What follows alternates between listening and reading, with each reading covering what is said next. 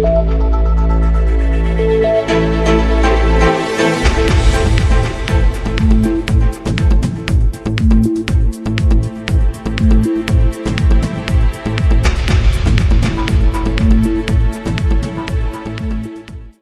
муҳимтарин хабару гузоришҳои рӯз барномаи иттилоотии пайғом аз телевизиони симои шаҳри Панҷакент манзуратон аст. ассалому алайкум.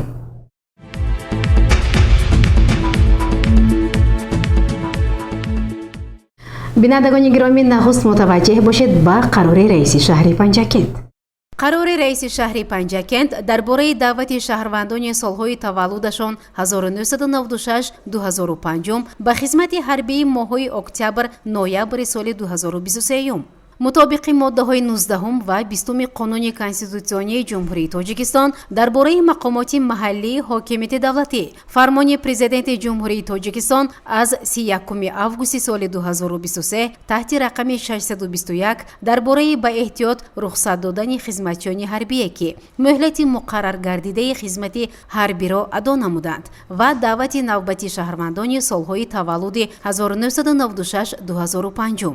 қарори ҳукумати ҷумҳурии Тоҷикистон аз 30 июли соли 2021 таҳти рақами 299 дар бораи тартиби адои хизмати ҳарбӣ дар ҳайати захираҳои даъвати сафарбарӣ ва қарори раиси вилояти Суғд аз 4 сентябри соли 2023 таҳти рақами 263 дар бораи даъвати шаҳрвандони солҳои таваллудашон 1996-2005 ба хизмати ҳарбӣ дар моҳҳои октябр-ноябри соли 2023 қарор мекунам. моҳҳои октябр-ноябри соли 2023 дар ҳудуди шаҳри Панҷакент шаҳрвандони ҷинси мард ки то рӯзи даъват ба синни 18-солагӣ мерасанд, инчунин шаҳрвандони синну солашон калон ки ҳуқуқи ба таъхир андохтани муҳлати даъват ё озод будан аз даъват ба хизмати ҳарбиро надоранд, барои хизмат ба сафҳои қувваҳои мусаллаҳи ҷумҳурии Тоҷикистон ва дар ҳайати захираҳои даъвати сафарбарӣ даъват карда шаванд. барои ташкил ва гузарондани даъвати ҷавонон ба хизмати ҳарбӣ комиссияи даъватии шаҳри Панҷакент таъсис дода шавад. комиссарияти ҳарбии шаҳри Панҷакент рӯйхати даъватшавандагони аз хизмати ҳарбӣ саркашӣ намударо тартиб дода барои кофтуков ва ба комиссияи даъватии шаҳри Панҷакент ҳозир намудани онҳо ба шӯъбаи вазорати корҳои дохилии ҷумҳурии Тоҷикистон дар шаҳри Панҷакент ирсол намуда дар мавриди зарурӣ рӯйхатро барои андешидани чораҳо ба прокуратураи шаҳри Панҷакент пешниҳод намоянд. даъвати ҷавонони солҳои таваллуди 1996-2005 ба хизмати ҳарбӣ зери назорати қатъӣ гирифта оид ба рафти даъват ҳар 10 рӯза ба раиси шаҳри Панҷакент маълумоти муфассал пешниҳод намояд. шӯъбаи вазорати корҳои дохилии ҷумҳурии Тоҷикистон дар шаҳри Панҷакент ба комиссарияти ҳарбии шаҳри Панҷакент тибқи тартиби муқарраршуда ёрии амалӣ расонида нисбати шахсоне ки аз даъват ба хизмати ҳарбӣ саркашӣ мекунанд мувофиқи талаботи қонунгузории ҷумҳурии Тоҷикистон чораҷӯӣ намояд. барои таъмини тартиботи ҷамъиятӣ дар комиссарияти ҳарбӣ ва атрофи он шумораи муайяни кормандони милитсияро сафарбар намояд. барои гусели даъватшавандагон ба ҷои таъиншуда тибқи дархости комиссарияти ҳарбии шаҳри Панҷакент дар рӯзи гусел нақлиёти махсус ва кормандони шӯъбаи бозрасии давлатии автомобилии шӯъбаи вазорати корҳои дохилии ҷумҳурии Тоҷикистон дар шаҳри Панҷакентро сафарбар намояд. ба раёсати вазорати молияи ҷумҳурии Тоҷикистон дар шаҳри Панҷакент супорида шавад ки тибқи дархости комиссарияти ҳарбии шаҳри Панҷакент аз ҳисоби маблағҳои ба ин мақсад барои соли 2023 пешбинишуда маблағи заруриро сари вақт ҷудо намояд. беморхонаи марказии шаҳри Панҷакент барои муоинаи назорати тиббии даъватшавандагоне ки аз ҷониби комиссияи даъватии шаҳри Панҷакент даъват шудаанд табибону мутахассисони ботаҷрибаро сафарбар намояд. раисони маҳаллаҳо ва ҷамъиятҳои деҳоти шаҳри Панҷакент бо дарки масъулият якҷо бо комиссарияти ҳарбӣ инчунин дигар мақомоти давлатӣ, корхона, муассиса ва ташкилотҳои дигар сарфи назар аз шакли моликият ва ташкилию ҳуқуқӣ ӯҳда доранд. даъватшавандагон ва шаҳрвандони дар эҳтиёт қарордоштаро ба ҳисоб гирифта дар муҳлати 1 ҳафта ба комиссариятҳои ҳарбӣ хабар диҳанд. бо дархости комиссарияти ҳарбӣ маълумот оид ба шаҳрвандони ба қайди ҳарбӣ гузошташаванда ва дар қайди ҳарбӣ қарордоштаро ки барои дохил кардан ба ҳуҷҷатҳои қайди ҳарбӣ заруранд фиристанд. шаҳрвандонро оид ба даъвати комиссарияти ҳарбӣ хабардор намоянд. ба шаҳрвандон имконияти саривақт ба даъвати комиссарияти ҳарбӣ ҳозир шуданро таъмин намоянд. бо мақсади ба низом даровардани тартиби даъвати ҳарбӣ ва ба қайдгирии шахсони даъватшаванда то ба итмом расидани муҳлати даъвати ҳарбӣ баргузор намудани тӯю маъракаҳои домодию арӯсии шаҳрвандони синну соли даъватӣ, инчунин ба қайд гирифтани ақди никоҳи онҳоро бо комиссияи даъватии шаҳри Панҷакент ҳамоҳанг созанд. шӯъбаи иқтисод ва савдои мақомоти иҷроияи маҳаллии ҳокимияти давлатии шаҳри Панҷакент якҷо бо роҳбарияти шӯъбаи бозрасии давлатии автомобилии шӯъбаи вазорати корҳои дохилии ҷумҳурии Тоҷикистон дар шаҳри Панҷакент, комиссарияти ҳарбии шаҳри Панҷакент то нуқтаи таъиншуда бо нақлиёти мусофиркашӣ таъмин намудан мусоидат намоянд. шӯъбаҳои рушди иҷтимоӣ ва робита бо ҷомеаи дастгоҳи раиси шаҳр, маориф, бахшҳои фарҳанг, кор бо ҷавонон ва варзиш, ҷамъияти дорои масъулияти маҳдуди садо ва симо, рӯзномаи маҳаллии Зарафшон, омодагӣ ва рафти даъвати шаҳрвандонро ба хизмати ҳарбӣ ба таври васеъ инъикос намуда, хизмати ҳарбиро дар қувваҳои мусаллаҳи ҷумҳурии Тоҷикистон ҳамчун вазифаи муқаддаси ҳар як шаҳрванди ҷумҳурии Тоҷикистон тарғиб намоянд. шӯъбаи маорифи шаҳри Панҷакент ва роҳбарони муассисаҳои таълимии шаҳри Панҷакент кормандони техникиро ба комиссияи даъватии тирамоҳии соли 2023 ҷудо намоянд. барои таъмини нақшаи даъвати тирамоҳии соли 2023 ва ҷамъбасти он, ҷамоатҳое ки нақшаи даъватро пеш аз муҳлат иҷро менамоянд қадршиносӣ карда шаванд. қарори раиси шаҳри Панҷакент аз 10 марти соли 2023 таҳти рақами 98 дар бораи даъвати шаҳрвандони солҳои таваллудашон 1996-2005 ба хизмати ҳарбии моҳҳои апрел-майи соли 2023 аз эътибор соқит дониста шавад. назорати иҷрои қарори мазкур ба зиммаи муовини раиси шаҳри Панҷакент Хушвақтзода Эркин ва комиссари ҳарбии шаҳри Панҷакент Абдуллозода гузошта шавад. раиси шаҳри Панҷакент Абдухолиқ Холиқзода.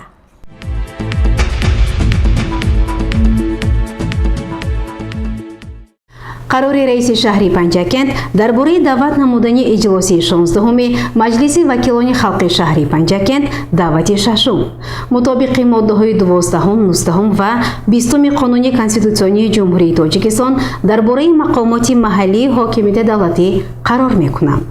иҷлоси 16-уми маҷлиси вакилони халқи шаҳри Панҷакент даъвати шашум санаи 26 сентябри соли 2023 соати 9 дар бинои мақомоти иҷроияи маҳаллии ҳокимияти давлатии шаҳри Панҷакент даъват карда шавад. ба рӯзномаи иҷлоси 16-уми маҷлиси вакилони халқи шаҳри Панҷакент даъвати шашум масъалаҳои зерин пешниҳод карда шавад. дар бораи эътироф намудани ваколати вакили интихобшудаи маҷлиси вакилони халқи шаҳри Панҷакент даъвати шашум аз ҳавзаи интихоботии ҷудогона оид ба рафти иҷрои қарори ҳукумати ҷумҳурии Тоҷикистон аз 3 апрели соли 2021 таҳти рақами 117 дар бораи барномаи рушди соҳаи тухмипарварӣ дар ҷумҳурии Тоҷикистон барои солҳои 2021-2025 дар шаҳри Панҷакент. ҳисоботи раиси комиссияи доимии маҷлиси вакилони халқи шаҳр оид ба масъалаҳои иқтисод, буҷет ва сиёсати сармоягузорӣ. ҳисоботи вакили маҷлиси вакилони халқи шаҳр аз ҳавзаи интихоботи Шинг таҳти рақами 35 Иноятов Саъдулло оид ба ваколати вакилиаш, оид ба номгузорӣ, оид ба тасдиқи қарорҳои раиси шаҳр. назорати иҷрои қарори мазкур ба зиммаи роҳбари дастгоҳи раиси шаҳри Панҷакент Сулаймонов вогузор карда шавад. раиси шаҳри Панҷакент Абдухолиқ Холиқзода.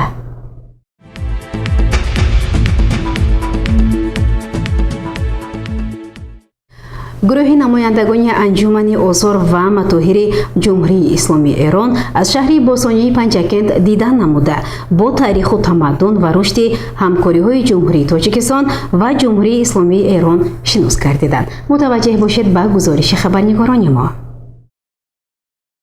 дар партаби сиёсати дарҳои кушод ва фарҳангдӯстонаи асосгузори сулҳу ваҳдати миллӣ пешвои миллат президенти ҷумҳурии Тоҷикистон муҳтарам Эмомалӣ Раҳмон ҳамкориҳои кишвари соҳибистиқлоли мо бо ҷумҳурии исломии Эрон сол то сол густариш меёбад.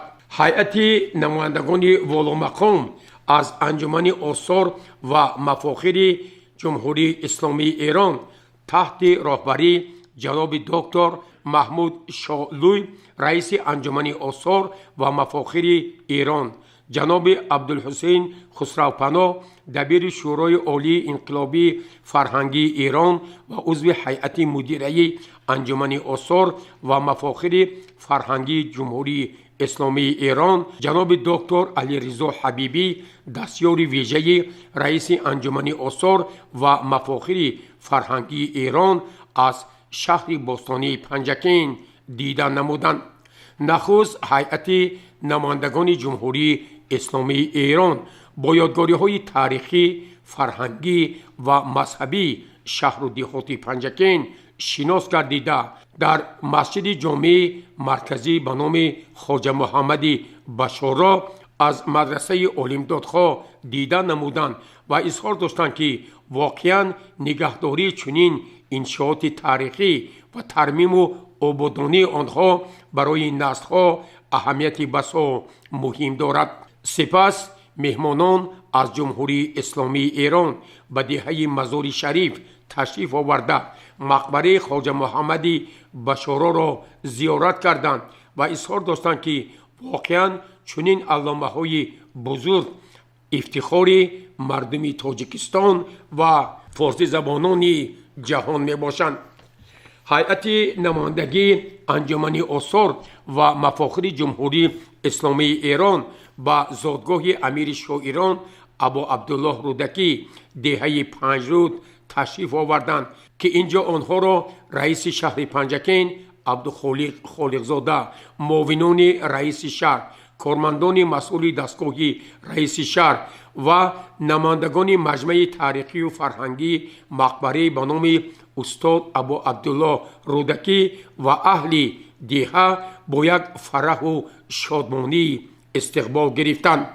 پس از قرائت دعا به ارواح استاد ابو عبدالله رودکی، نمایندگان انجمن آثار و مفاخر جمهوری اسلامی ایران با رئیس شهر عبدالخالق خالقزاده پیرامون باسم آباد و زیبا و تعمیر و ازنوسازی مقبره استاد ابو عبدالله رودکی و انشاءات اطراف آن اندیشه و ملاحظات خویش را بیان کردند و تاکید کردند که از جانب انجمن آثار و مفاخر جمهوری اسلامی ایران برای باز هم زیبا و خوشتر ساختن مقبره استاد ابو عبدالله رودکی تدبیرهای مشخص اندیشیده می شود.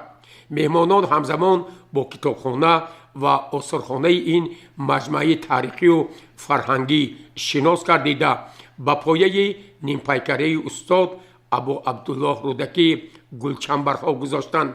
اینجا یک مراسم خیلی زیبای محفل ادبی و فرهنگی برگزار گردید که آن را شاعر شناخته اسماعیل ظریفی آغاز بخشید. سپس از طرف غالب آزمون ولایتی فروغ صوفیدانای کتاب است، خواننده مؤسسه تحصیلات میانه عمومی رقم 25 به نام اکادمیک باباجان غفورов مهراور ملاجانov قصیده شکایت از پیری استاد ابو عبدالله رودکی با یک لحن خاصه قرائت گردید. اهل فرهنگ شهر باستانی پنجکین با سرود و ترانه ها از اشعار رودکی یک محفل خیلی زیبا را برای مهمانان جمهوری اسلامی ایران پیشنهاد کردند که از طرف آنها با یک فرح و شادمانی پذیرایی شد. محمود شالوی رئیس انجمن آثار و مفاخر ایران ضمن سخنرانی خویش پیرامون مقام جهانی استاد ابو عبدالله رودکی و دیگر سخنوران بزرگ فارس و تاجیک اندیشه های خیلی زیبا را بیان کرد. به مهمانان ارجمند جمهوری اسلامی ایران در یک فضای تنتنوی متن شعر استاد ابو عبدالله رودکی بوی جوی مولیان آیت همه با یک خطاطی خاصه که از طرف عالم ابراهیم نقاش آماده شده است тақдим гардид. ҳамин тавр сафари намояндагони анҷумани осор ва мафохири ҷумҳурии исломии эрон дар шаҳри бостонии панҷакен бо натиҷаҳои хуб ва густариши равобити ҳасанаи ду кишвар ба анҷом бирасид. гузориши Аббос Ҳамросода ва Талабшоҳ Тошев.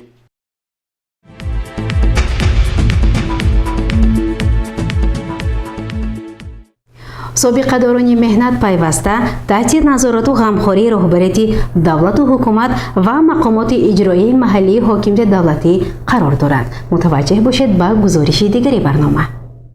давлату ҳукумати ҷумҳурии Тоҷикистон хоса пешвои миллат президенти ҷумҳурии Тоҷикистон муҳтарам Эмомалӣ Раҳмон, раиси вилояти Суғд муҳтарам Раҷаббой Аҳмадзода ва раиси шаҳри Панҷакен Абдухолиқ Холиқзода нисбат ба собиқадорон эҳтироми волои хешро баён менамоянд. мавриди зикр аст ки ҳар сол дар арафаи ҷашну маросимҳои фархунда собиқадорони соҳаҳои гуногун мавриди қадршиносӣ қарор мегиранд. дар рӯзҳои таҷлили 32-мин солгарди истиқлолияти давлатии ҷумҳурии Тоҷикистон аз тарафи мақомоти иҷроияи маҳаллии ҳокимияти давлатии шаҳри Панҷакен гурӯҳе аз собиқадорон мавриди ситоиш ва тақдими сипосномаву тӯҳфаҳо қарор гирифтанд. раиси шаҳри Панҷакен Абдухолиқ Холиқзода, намояндаи мақомоти иҷроии ҳокимияти давлатии вилояти Суғд, сардори агентии назорат дар соҳаи маорифи назди президенти ҷумҳурии Тоҷикистон дар вилояти Суғд Ҷаҳонгир Салимзода ба гурӯҳи собиқадорони соҳаҳои гуногуни иқтисодии шаҳри Панҷакен тӯҳфаҳо тақдим намуда, онҳоро бори дигар бо санаҳои фархунда шодбош намуданд ва таъкид шуд ки воқеан имрӯз собиқадорон дар паҳлӯи роҳбарияти давлату ҳукумат, мақомоти иҷроии ҳокимияти давлатӣ қарор доранд ва барои рушди ҷомеа ҳаматарафа мусоидат менамоянд.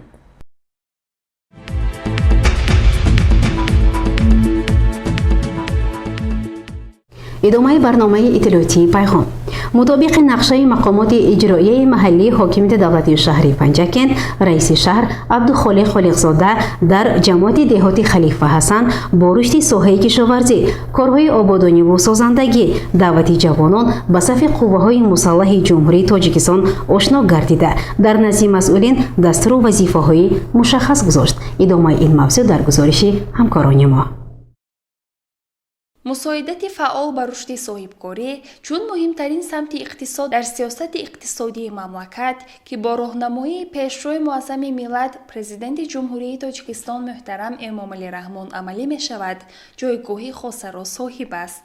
дар ин замина мақомоти иҷроии маҳаллии ҳокимияти давлатии шаҳри Панҷакент барои рушди соҳибкорӣ ҳамаҷониба мусоидат менамояд ва ин масъала пайваста дар шӯрои рушди соҳибкории назди раиси шаҳр мавриди баррасӣ қарор дода мешавад. раиси шаҳри Панҷакент бо фаъолияти машқгоҳи автомобилронии шаҳр шинос шуд. инҷо барои машқи автомобилронии дастпарварони мактабҳои ронандагӣ, супоридани имтиҳон ва аз назар гузаронии нақлиёт ба қайдгирии он ҳама шароит муҳайё шуда, ин амалиётҳо дар як ҷой сурат мегирад. дар идомаи боздид бо рафти сохтмони нуқтаи сӯзишворӣ ва хизматрасонии техникии нақлиёт ки соҳибкор Зуҳал Баҳриддинов дар шафати роҳи Панҷакен шӯрча бунёд мекунад, коргоҳи истеҳсоли хиштҳои симентии соҳибкор Хушбахт Малаев шинос шуда, барои тезонидани корҳои сохтмонӣ эътибори ҷиддӣ ба сифати маҳсулот дастур дода шуд. кишоварзони хоҷагии деҳқонии Меҳнатобод ва дигар хоҷагиҳои деҳқонии суфиёни ҷамоати деҳоти Халифа Ҳасани шаҳри Панҷакент аз ҳар қитъа замин бо самар истифода намуда, дар иҷрои ҳадафи стратегии ҳукумати мамлакат, таъмини амнияти озуқаворӣ, سهمی باسازا میگذارند. سهمداری خوجگی دهقانی مهنت‌آباد فیضی سفرов با اهل اویلش همگی 35% زمین را اختیارداری می‌نماید و با مهنتی پیوسته نگاهوبین شایسته هر سال از آن حاصل فراوانی سبزوات می‌رویاند. هنگامی بازدیدی رئیس شهر پنجکند این دهقانی سابقه دار اطلاع داد که در قسم این زمین بعد جمع‌آوری حاصل کارتوشکای پروقتی سبزی و شلغم کشته است و حالا آن در نشأ و نماست. یک سهم 35 سوتک من اینجا زمین دارم. از همین پیاز تا همین لبیجوی زرجمه من همین از 5 ماه سر کردم. من پیاز من آورده کوشش کردم. در نتیجه همین مهنت کردم و آب توپ دادم. الان خیلی از پیاز حاصلی نوازی بلند گرفتیم. دهقانان و کشاورزان دهه صوفیانی جماعت دهاتی خلیفه حسن حاصل زحمتشان را در شفت راهی پنجکند عینی به سودا میبرند و خریداران این محصولات کم نیستند. در ادامه بازدید رئیس شهری پنجکند همچنین با گرمخانه صاحبکار عبدالسلام واحدов که در آن لیمو پرورش میکنند بازدید نمود.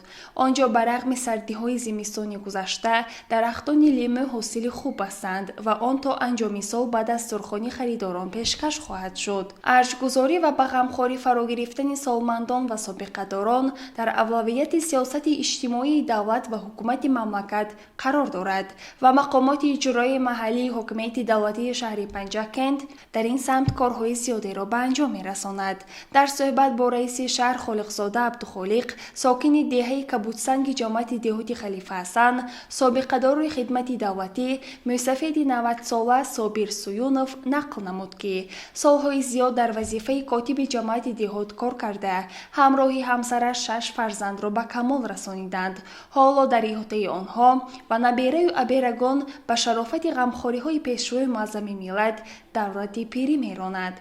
ساکن دهه صوفیان جماعت دهاتی خلیفه حسن معیوب گروه یکم برفی همراقل و عمر به دهقانی مشغول بود و حالا از بیماری رنج میکشد.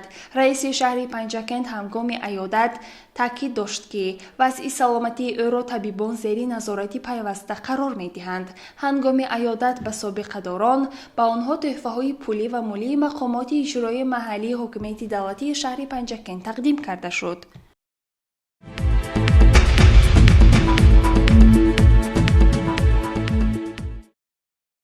با دستگیری و پشتیبانی اساسگذار صلح و وحدت ملی پیشروی ملت پرزیدنت جمهوری تاجیکستان محترم امامعلی رحمان جهت تحقیق و حفظ یادگاری‌های ارزشمند تاریخی چون معرفگر تاریخ قناعتمند ملت در مملکت پیوسته کارها ادامه می‌یابند.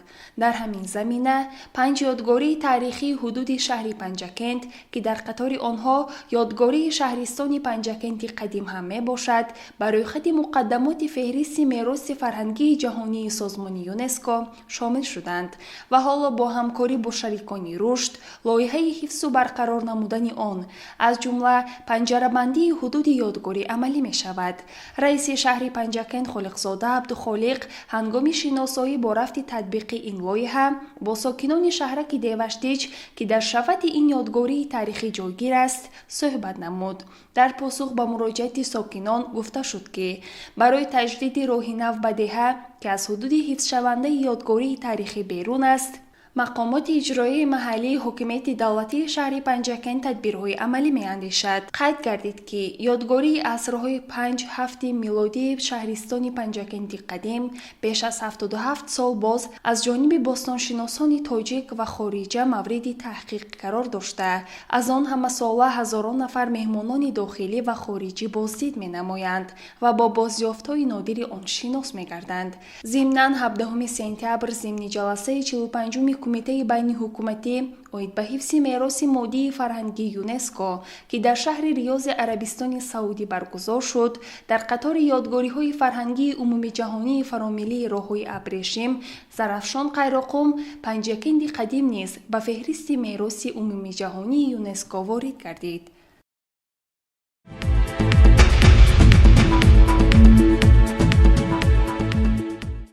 ҳар сол санаи 22 сентябр рӯзи устод Абу Абдуллоҳи Рӯдакӣ таҷлил мегардад.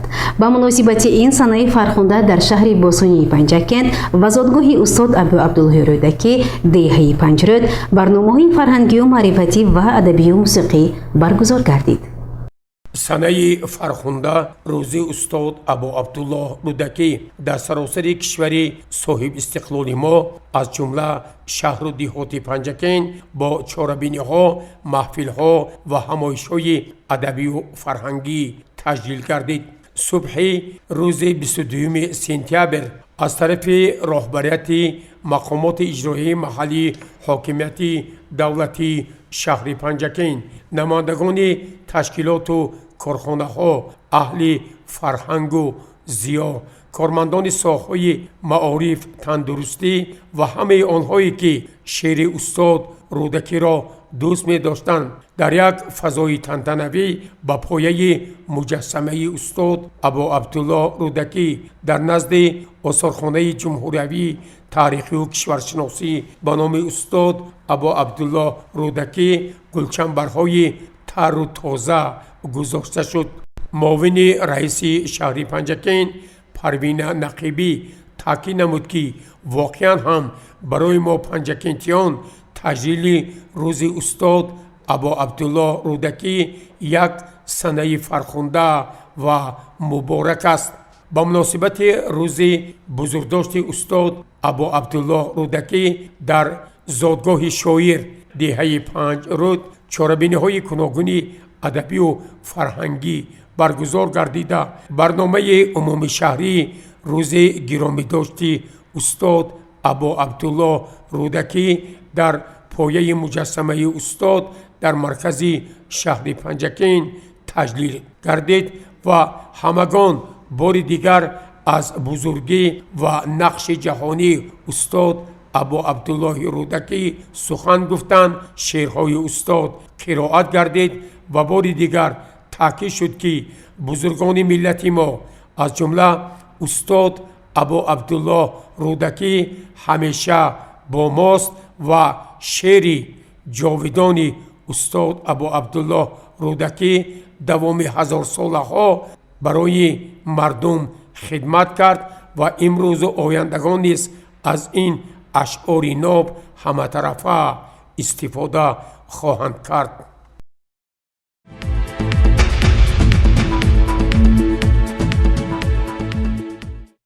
намояндагони шӯъбаи минтақавии назорати давлатии молиявӣ ва мубориза бо коррупсия дар водии Зарафшон бо кормандони соҳаи тандурустӣ ва маориф мулоқот доир намуданд. баланд бардоштани сатҳ ва сифати хизматрасонии тиббӣ ба аҳолӣ яке аз самтҳои муҳими фаъолияти ҳукумати кишвар ба ҳисоб рафта. ба раванди ислоҳоти соҳаи тиб истифодаи мақсадноку самарабахши маблағҳои давлатӣ ву лоиҳаҳои сармоягузорӣ ва пешгирии ҳодисаҳои коррупсионӣ таваҷҷӯҳи зиёд зоҳир мегардад. дар асоси нақшаи баргузории чорабиниҳои маърифатии иттилоотии зидди коррупсионии агентии назорати давлатии молиявӣ ва мубориза бо коррупсияи ҷумҳурии Тоҷикистон ва вазорати тандурустӣ ва ҳифзи иҷтимоии аҳолии ҷумҳурии Тоҷикистон аз ҷониби кормандони шӯъбаи минтақавии агентӣ дар водии Зарафшон пайваста баҳри баланд бардоштани маърифати ҳуқуқии кормандони соҳаи тандурустӣ чорабиниҳои таблиғотиву ташвиқотӣ доир карда шуда, мафҳуму моҳияти санадҳои меъёрию ҳуқуқӣ ва барномаҳои зидди коррупсионӣ ба саҳми кормандон расонида мешавад. бо ин мақсад дар толори маҷлисгоҳи муассисаи таҳсилоти миёнаи умумии рақами 71 шаҳри Панҷакент бо иштироки доираи васеи кормандони соҳаи тандурустии шаҳр вохӯрӣ баргузор гардида, ба ҳозирин мазмун ва моҳияти Қонуни Ҷумҳурии Тоҷикистон дар бораи муқовимат бо коррупсия, стратегияи давлатии муқовимат ба коррупсия дар Ҷумҳурии Тоҷикистон барои давраи то соли 2030 ва дигар масъалаҳои фарогири самти мазкур шарҳу тавзеҳ дода шуд. дар баробари ин аз тарафи намояндагони мақомоти иҷроии ҳокимияти давлатии шаҳри Панҷакент оиди муқовимат бо терроризм ва экстремизм, тарбияи ҷавонон дар рӯҳии ватандӯстӣ ва ҳифзи истиқлолияти давлатӣ, сафарбар намудани ҷавонон ба хизмати ҳарбӣ ва риояи талаботи Қонуни Ҷумҳурии Тоҷикистон дар бораи танзими анъана ва ҷашну маросимҳо дар Ҷумҳурии Тоҷикистон суханронӣ карда шуд. در دایره چاره‌بینی بالازیکر موادهای تبلیغاتی ضد کروپسیونی دسترس کرده شده. اشتراکچیان دایر به موضوع فکر و اندیشه‌های خویش را بیان داشته به سوال‌های پیشنهاد نموده جواب‌های مشخص گرفتند. گزارش مرتبه رحمانова و اسماعیل جان خالف.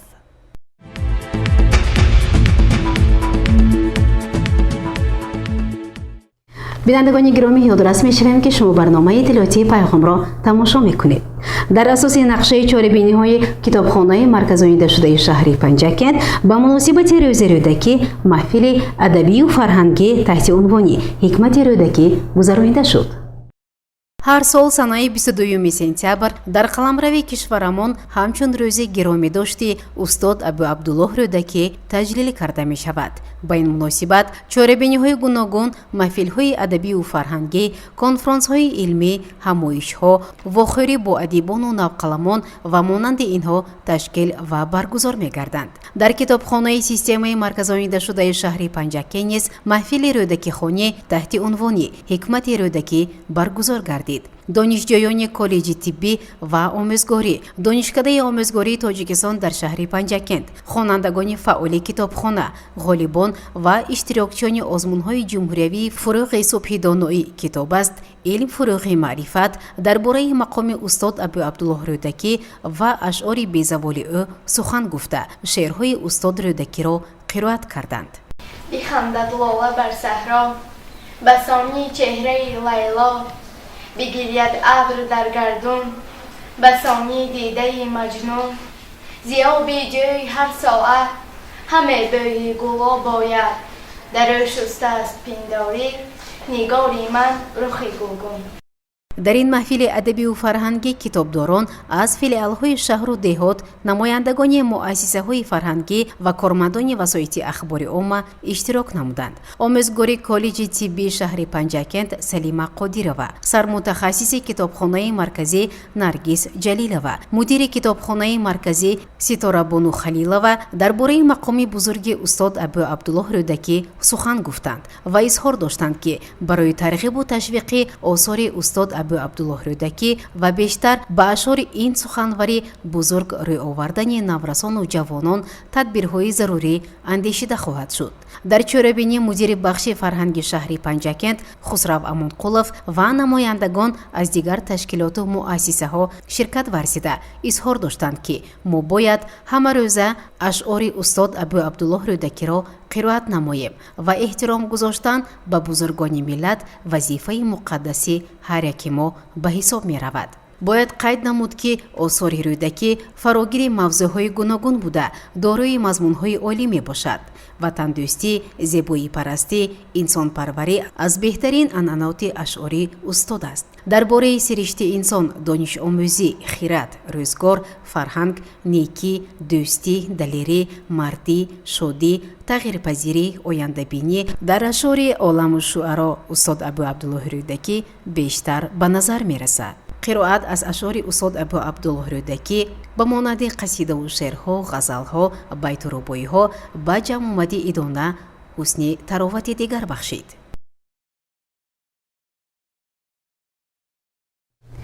دو نفر خواننده مؤسسه تحصیلات میانه عمومی رقم 1 شهر پنجکent در آزمون‌های گوناگون جمهوری اشتراک نموده سزاوار جایهای افتخاری گردیدند. غالبان و اشتراکچیان آزمون و المپیادا را در مؤسسه تحصیلات میانه عمومی رقم 1 به نام رزین شهر پنجکent آموزگاران و خوانندگان صمیمانه با حس افتخار پیشواز گرفتند.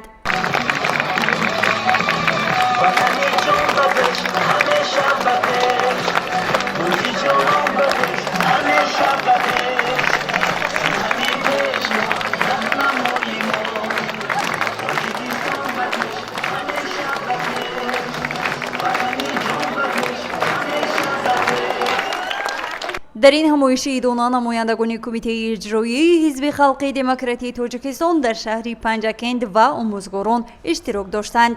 سراول دیرکتوری مؤسسه رسولова غالبان را شادباش گفت و از داشتن چنین شاگردان اظهار ممنونیت نموده و علاوه کرد که همه تلاش ما آموزگاران برای علم آموزی خوانندگان است.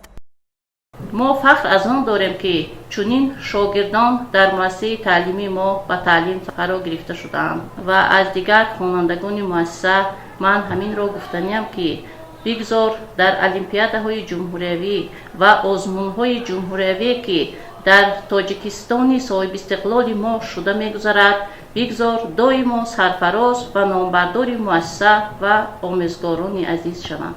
жасмина дар даври вилоятии озмун сазовори ҷои севум гардид ки дар он аз рӯи номинатсияи адабиёти классика иштирок намуда буд.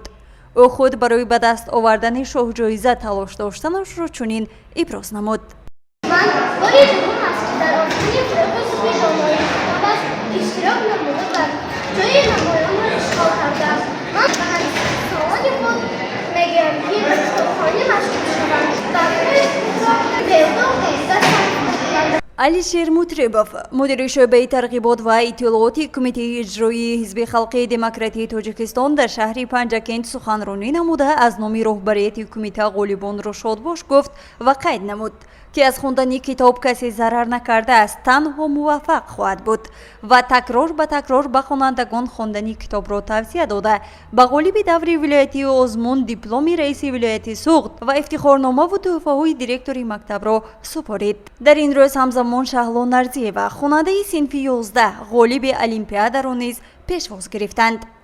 Шаҳло аз фанни забони русӣ дар олимпиада иштирок намуда ғолиб омад ва имрӯз бо сари баланд ба муассисаи худ баргашт. Я вот на протяжении уже 3 лет участвую в республиканских этапах Олимпиады и занимаю почетные места.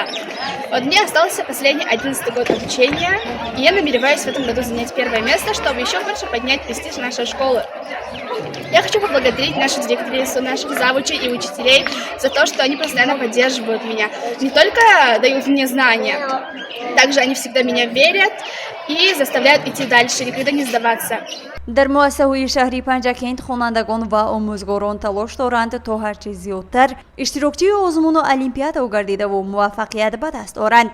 ба хотири чунин фидокориву заҳматҳо омӯзгорон низ қадрдонӣ мегарданд. ин аст ки омӯзгори муассисаи таҳсилоти миёнаи умумии рақами 1 бо ифтихорномаи муассиса сарфароз гардид. чунин қадрдониҳо боис мешавад ки хонандагон боз ҳам зиёдтар илм аз бар намуда ҳама имконоти дар дастдоштаро истифода баранд ва ғолибият ба даст овардаву боиси фахри мактабу волидайни хеш бигарданд. гузориши Мартаба Раҳмонова ва Талабшо Тошев.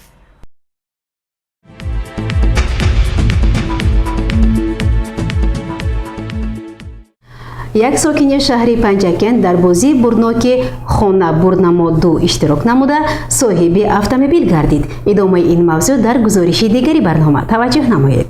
хонаи дуҳуҷрагӣ дар шаҳри Душанбе 4 адад автомобили ҳозиразамони хориҷӣ, инчунин яхдонҳо, телевизорҳо, мошинаҳои ҷомашӯӣ ва чангкашакҳоро пешбинӣ намудем. шитобед муҳлати иқдом аз 1 июн то 31 декабри соли ҷорӣ. ҳар як шахс дар дил орзуе дорад. яке мехоҳад духтур шавад, дигаре роҳбари ягон ширкат, сеюмин мехоҳад кор кунаду дар оянда соҳиби автомобилу хона гардад. каси дигаре мехоҳад то охир падару модарашро хушбахт бинад. имрӯз бахт баландӣ карду толе мададгор шуд ва орзуи Сунатулло Саидмуродов амалӣ гардид. ӯ соҳиби тӯҳфаи ғайри чашмдошт шуд. Сунатулло соҳиби автомобили Kia K5 соли бароришаш 2012 гашт.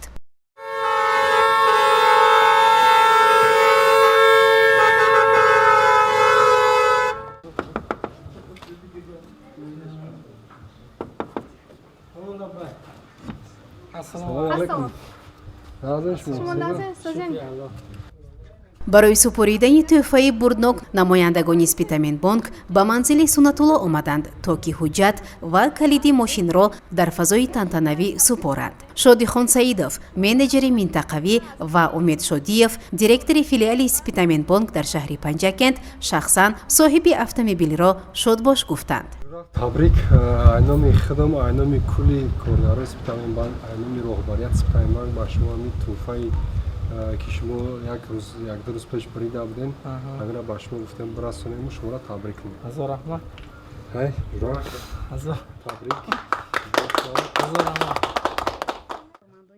бояд гуфт ки аз байни наздик 66 000 иштирокчии бозии бурдноки хона бурднамоду танҳо як сокини шаҳри Панҷакент Суннатулло Саидмуродов соҳиби ин автомобил шуд. Вақте ба ӯ ва оилааш ин хушхабарро расонинданд, онҳо дар аввал бовар намекарданд. боварӣ набуд вақти телефон киргашон. баъде ки видеоша кофтему дидем прямой эфир афсурдааст ба яхтара бовар кардему. баъди 8 рӯз 10 рӯзаш ба як телефон кардему, як фаҳмидам. яъне ё шӯхӣ кардетон ё чӣ ё бозӣ кардетон. хатама гуфтан ки розӣ чи ҳамин бозӣ ҳаст, чанд рӯз пас аниқ мекунем. вақте намояндагони Спитаменбонк ба Суннатулло калиди автомобилро тақдим намуданд, маълум буд ки ӯ дар ҳаяҷон аст ва пурсидем: акнун ин мошинро шумо чӣ кор мекунед? Гуфт: ростига ман нияташа чиста падарам як мошин хariде метавам сеҳбуда. ин падарка ин ману ҳамсарам. аллоҳ раҳмат. насиб кунад дар вақтҳои нағз ҳамон вақт медорам. истифода баред. илоҳем ҳамеша фарзандон дар амони худо бошаду кӯша пир шаванд, дигарошон осояну шумон ба раҳмати калон ташаккур. илоҳем ҳаматон сад бадаред. падараш Намоз Соҳибов нафақахӯр буда соҳиби 2 фарзанд аст. аз чунин тӯҳфаи писари хурдиаш хеле хурсанд буду ба фарзандаш дуои нек дод. ягон боварем набуд ки ҳамин мошин писарам ман ба падарка мекунад ё мисол ҳамин бозӣ кати бурд мекунаду овара падараш ба падарка мекунад. ҳазор шукр будагиошон ва илоҳем ҳамеша то дунё бошад бошанд. як бахтатон омад кунадагад ва як чиз баҳона мешаду мегиред омад. ин ҳамеш тақдир карагиш мешад. кароч гуфтаниам ки мана фарзанди ман чӣ хел бурд кард, фарзанди дигароям манам хел бурд кунад. чӣ орзуи ҳавас доранд, илоҳем дар орзуи ҳавасҳошон расанд.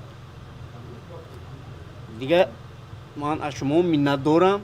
раҳмати калон шумоон ба мана дар таги дарам овара додетон, ҳаматон ба раҳмат. ба гуфтаи Суннатулло ба маблағи 20 000 рубл фиристодаи ӯ аз Федератсияи Русия барои оилааш, ӯ соҳиби чунин тӯҳфа гардид. пас дигарон ҳам метавонанд дар чунин бозии бурднок иштирок кунанд ва бахти худро бисанҷанд. ҳамаи шаҳрвандон метавонанд иштирокчии бозии бурдноки хона бурд намоду гарданд. шарташ ҳам осон ва қулай аст.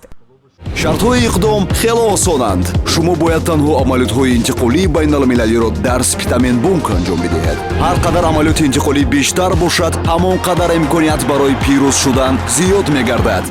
дар бозии хона бурднамоду ҳоло боз 3 автомобили муосири хориҷӣ, манзили 2 ҳуҷрагӣ дар шаҳри Душанбе ва инчунин тӯҳфаҳои арзишнок мисоли яхдону телевизор, мошинаи ҷомашӯӣ, чандкашак ва даҳҳо дигар техникаҳои рӯзғордорӣ бурд карда мешавад. шитобед то дер намонед ва бахти худро бисанҷед.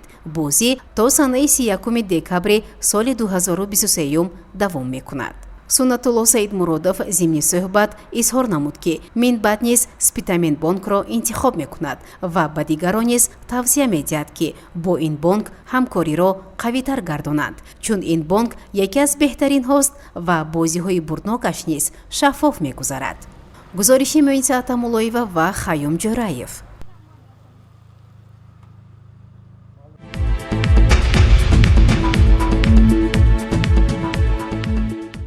бинандагони азиз, дар ҳаминҷо барномаи иттилоотии пайғом ба поён мерасад. барои ҳар яке шумо саломатиро хоҳонем. хайр, то барномаи дигар шоду пирӯз бошед.